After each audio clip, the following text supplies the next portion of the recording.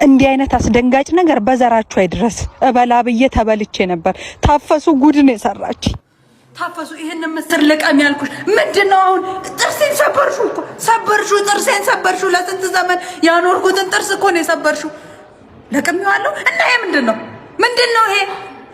ወይኔ ጥርሴ፣ ወይኔ ጥርሴ። አሁን ከፊቴ ዞር በዚያ ናትሽን ሳለልሽ ወያን ዛሬ አስተወረኛው ጥርሷን ልታስነቅል ነው። ለቅም ያለው ብላ ይሄንን ያህል ኮብልስቶን ድንጋይ ካገኘው በቀጣይማ 1-2-3 ኮንዶሚኒየሞችን ማግኘት አይቀርም። አላማውማ እንደ ልጄ ባንድ ጥርስ ልታስቀር። ነገር ግን እኔ ነቄ ብዬ ወደ 7 ስፔሻሊቲ የጥርስ ህክምና አመራውና የተቦረቦረው ጥርሴ ድሮም ሰበብ ነበር የፈለገው ተወገደ።